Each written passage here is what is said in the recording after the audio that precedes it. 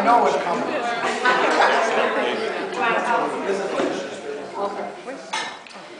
All right, well, I guess I'm going to be your first speaker. I'm not a roaster because I couldn't think of anything bad to say about Mike. We haven't known him his whole life, so we're at a disadvantage. I don't really remember the first time I met him, but Mike would come to Orleans and come to the Brick House for various functions. For those of you who don't know, I'm Mari's cousin, so her mom and my mom are sisters. And one fond memory that I do have of Mike and Mari's wedding was, well, actually I had a couple memories. The first one was the dress. I didn't have any money. I lived in Albany. The dress that I planned on wearing got shrunk by the dry cleaners to like a size of an 8-year-old girl, so I couldn't wear it. So I went to their wedding looking and feeling poorly. Lost the directions to the reception hall, and fortunately my father knew we had friends in the area and called there, and we were sitting there trying to figure out how we were going to find where the reception was. Most vivid memory was my Uncle Joe Warmouth wore a pink shirt. And for those of you who ever knew Uncle Joe, he was not going to wear pink anything, let alone a pink shirt. So I have a little something for Mike from my family who loved him dearly. They were all at the Brick House. My dad grew up in Chicago. He was one of 9 kids in the Depression.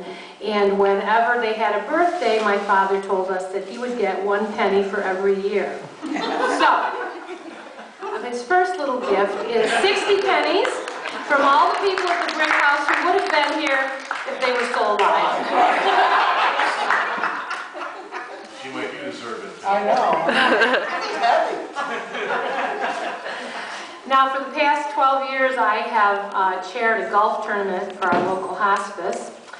And we probably had 1,200, 1,500 golfers. This year, Mike played with my brother Greg. And one of the committee members came up to me before we even teed off and said, "Excuse me, that man over there has his shirt on inside out." And I didn't know. I looked up and it was Mike Lutz. Of all the people, he had his shirt on inside out. And they said, "Well, you have to go tell him." So I went over and told him. He goes, "No, I don't."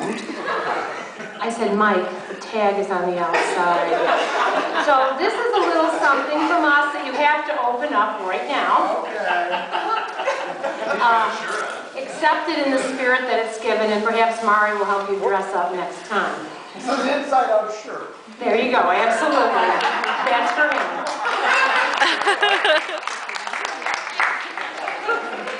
Now, going back to when Mike joined the family, all my relatives, my aunts and uncles would say, "Well, what does Mike really do?" And I said, "Well, I don't really know, but he's at RIT."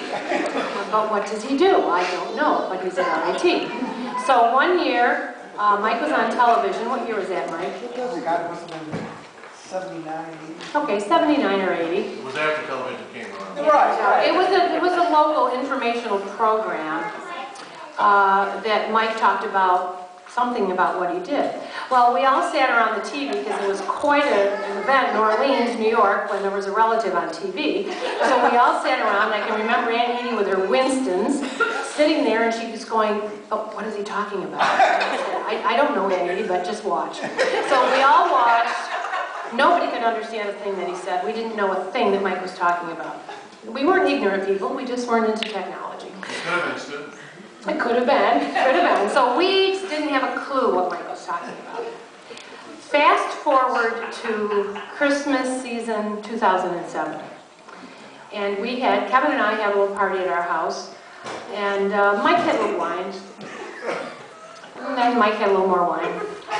And then Mari was going to take him home. And I said, "Oh no, come on, everybody's gone. I can sit down and talk to him now." So let's sit down, and Mike had some more wine. And Mike is sitting on the couch and talking, and lo and behold, none of us knew what he was talking about then either.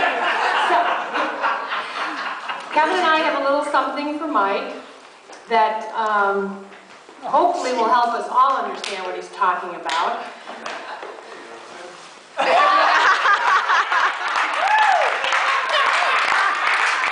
And wine. Happy birthday.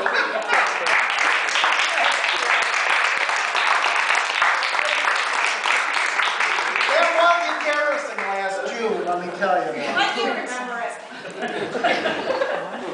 If there's anyone else who would like to share some stories and perhaps, For us, I'm fine. how about just memories? If anyone has any memories of my dad, how about they come up now? I'd like for Wiley to say something. He's sitting there. Yeah. Why live in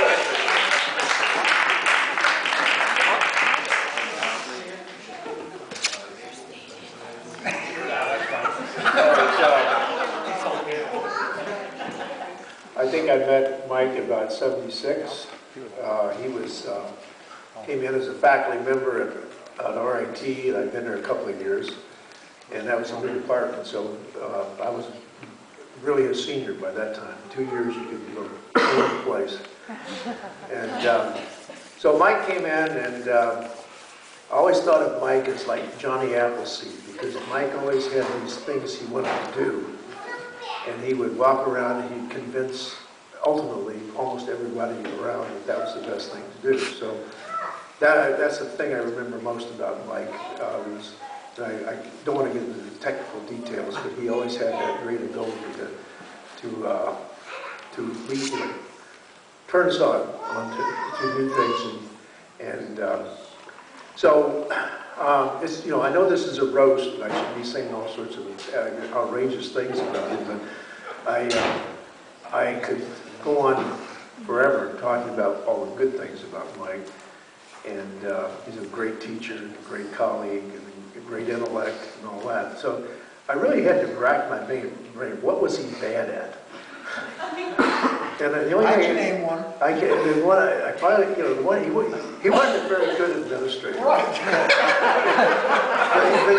I had to tell you, that's probably a compliment.